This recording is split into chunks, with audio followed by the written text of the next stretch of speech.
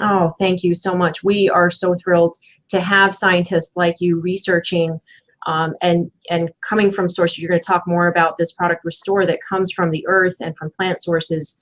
And we're just thrilled because this is so important. Glyphosate is everywhere now. It's in our rain, our soil, our water, our breast milk, even Pediasure feeding tube liquid that's given to children with cancer, even the gauze that's put on, our sick people in hospitals with wounds. It's glyphosate has permeated our entire, environment and food supply. And because of that, as a mother, I have an extreme amount of anxiety that, it's difficult to sleep sometimes. It's difficult to think about, should I move? How can I protect it? But then when you research glyphosate, it's being sprayed in New Zealand, it's spraying in Australia, it's being, sprayed in China, and some places in Europe, maybe not, but still actually in Switzerland, I saw that they spray Roundup. So when you think about how overwhelmingly, the world is so inundated by this chemical, and about the health impacts, the chelation, the endocrine disruption, the DNA mutagen, and now a probable carcinogen, all types of health impacts, it can be very overwhelming. But when I hear about products like Restore, which we're going to talk about more, it gives me hope, because I think, well, at least maybe we could take some preventative action until the EPA gets it together, right? And until we ban it, and until they stop raising the allowable levels and get our system back to one that is based on health and actually nurturing the people. Because like you said, the EPA raised the levels in 2013 on things such as corn went from 2.5 up to 13 parts per million, or very small levels up to 7 parts per million on our tea, or 5 parts per million on potatoes. So the levels that they're allowing on our food are just ridiculous if you take them into consideration for health. So let's talk a little bit more about this. So we've talked a little bit about why gut health is so important. Unless, do you want to touch a little bit more on that? What happens when the gut is destroyed, and how does that affect the brain? Yeah, so the tight junction system starts at the gut. The gut is your nearest barrier system to your environment. So all of the toxins that have been mentioned, pharmaceuticals, you can go on down the list, all of those need to be intelligently managed across that gut membrane. Sitting behind that membrane is 80% of your immune system, essentially. So you've got this huge lining called the gastrointestinal associated lymphatic tissue. That structure accounts for 80% of the antibodies that are produced in your whole body. And so when we think about leak, and it's affecting everything from the gut to the blood vessels, to the blood-brain barrier, to the kidney, this is definitely probably the big elephant in the room, because it's the one that leads to this massive stimulation and overstimulation of the immune system itself. The root cause of all chronic disease is ultimately going to tie back to inflammation. Mm-hmm. And this is a form of chronic inflammation. Acute inflammation happens when you stub your toe or you get a cut on your finger. Acute inflammation can save the moment by killing the bacteria there or helping in wound repair. But chronic inflammation is a totally different phenomenon, where instead of getting a healthy response to injury, the immune system itself starts to induce oxidative stress, which is that acid buildup that we mentioned earlier. And as oxidative stress and acidity build, it turns into its own source of injury. And so the immune system literally becomes its own problem in chronic inflammation. Unfortunately, then, the medications that we put our kids and our adults on tend to fuel that problem at its foundation by further weakening tight junctions and causing worsening leak. And so the gut is an incredible system in and of itself, but really the gatekeeper for the whole rest. The reason for that is that when you take glyphosate or gluten, the breakdown product gluten, which is gliadin and glyphosate act through the exact same toxin pathway at the tight junction. And now, as you mentioned, the EPA is allowing more and more glyphosate on everything. Wheat is one of the highest areas of glyphosate exposure, because we're now spraying our wheat fields to kill the wheat so that we can actually get 2 harvests out of each season in northern climates. And so that practice started in 1992 and has been increasing in acreage ever since then. So So the combination of gliadin or gluten breakdown product and glyphosate in the same product is really a disaster. And what's happening as those hit the gut lining is your intestinal lining is producing a compound called zonulin, Z-O-N-U-L-I-N. Zonulin is the toxin pathway that directly then damages the tight junction. Unfortunately, zonulin goes systemic, and so zonulin starts to circulate through the bloodstream, weakening tight junctions in the blood vessel wall, blood-brain barrier, kidney barriers, etc. And so it, for many reasons, that gluten's or that gut wall is your front line, and its injury leads to systemic injury as zonulin is produced and going systemic. To understand why the gut is so important is really something that most Americans aren't thinking about nowadays, and are learning for the first hand. We have to protect our gut lining and the gut bacteria. Tell us how Restore does that. Yeah, so it's worth noting that this is not my intelligence that created this product. It's worth noting that I accidentally found this, and it was just the universe kind of taking the blinders off a very lost doctor that allowed this to be discovered. And what happened is I was going through white papers in soil science and flipped a page and found a molecule sitting there in soil that looked a lot like the chemotherapy compounds I was developing at the University of Virginia. And it suddenly dawned on me that, oh my gosh, the bacteria in the soil are making a communication network just like the mitochondria inside the cells that I had been working on in cancer. And so it was a really nice aha moment where the blinders came off. And then Dr. Gilday, one of my colleagues, has really done the lion's share of the effort of identifying the function of Restore as the antidote to tight junction weakening. And so we're looking at this situation where the compounds within Restore, which are made by the bacteria in soil, we're extracting those from ancient soils, putting those into a liquid state and activating the oxygen-hydrogen binding sites. And suddenly you get this active communication network. We think of it as a liquid circuit board that goes out into the gut and beyond, that starts to bring the intelligence back to those membranes.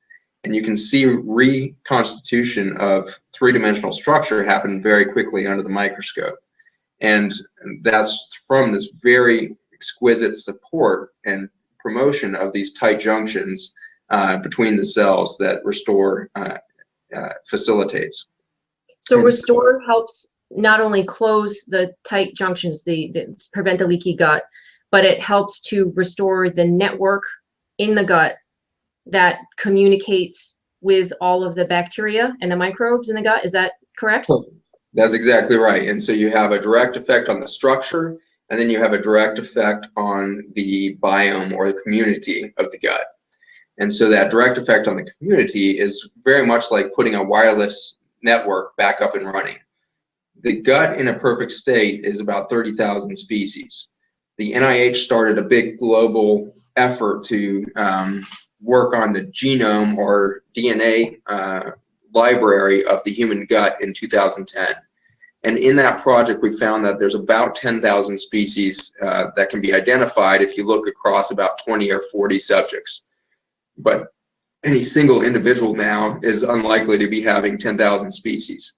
The loss of all of these species has been direct result of not only our farming practices, in which we destroyed the biome of the soil, i.e. subsequently destroying the nutrient density in our food, thus decreasing the need for lots of species to deal with that food. And on top of that, we put the herbicide, which is a direct antibiotic, and then we started the antibiotic era with penicillin and all of the other drugs that would follow, all of them annihilating the biome. And so we've had I have to jump in here with this because a farmer described this and really made sense to me, that normally a field, a organic or conventional field, will have a crop that when on one end of the crop a blight or pest or fungus will hit that crop.